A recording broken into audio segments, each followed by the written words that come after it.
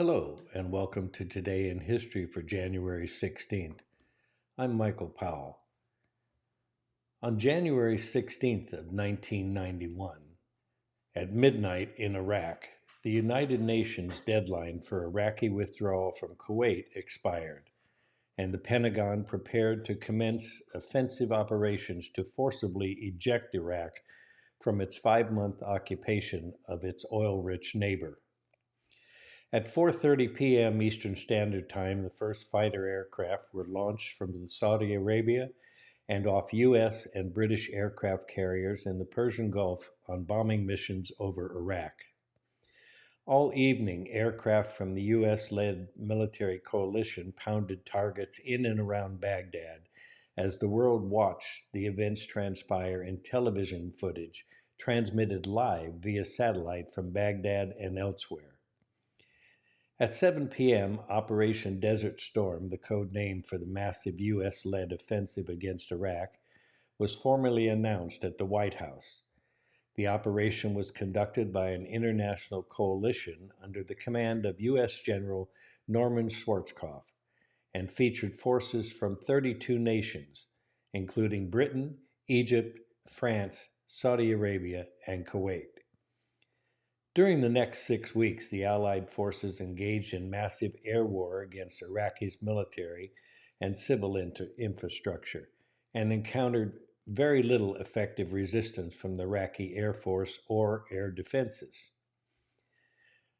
Iraqi ground forces were helpless during this stage of the war, and Iraqi leader Saddam Hussein's only significant retaliatory measure was the launching of a Scud missile attack against Israel and Saudi Arabia. Saddam hoped that the missile attacks would provoke Israel to enter the conflict, thus dissolving Arab support of the war. At the request of the United States, however, Israel remained out of the war. On February 24th, a massive coalition ground offensive began, and Iraqi's outdated and poorly supplied armed forces were rapidly overwhelmed. Kuwait was liberated in less than 4 days, and a majority of Iraqi's armed forces surrendered, retreated into Iraq, or were destroyed. On February 28th, President George H.W. Bush declared a ceasefire, and Iraq pledged to honor the future coalition and UN peace terms. 125 American soldiers were killed in the Persian Gulf War, with another 21 regarded as missing in action.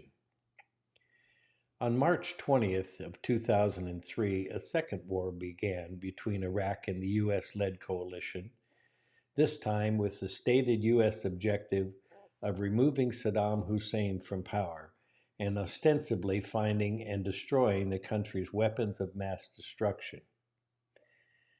Hussein was captured by U.S. military unit on December 13th of 2003 and was executed 3 years later. No weapons of mass destruction were ever found. And that was the beginning of our problems in the Middle East. This day, January 16th of 1991. I'm Michael Powell. Join me again tomorrow to see what took place on that date in history. Till then, watch this one.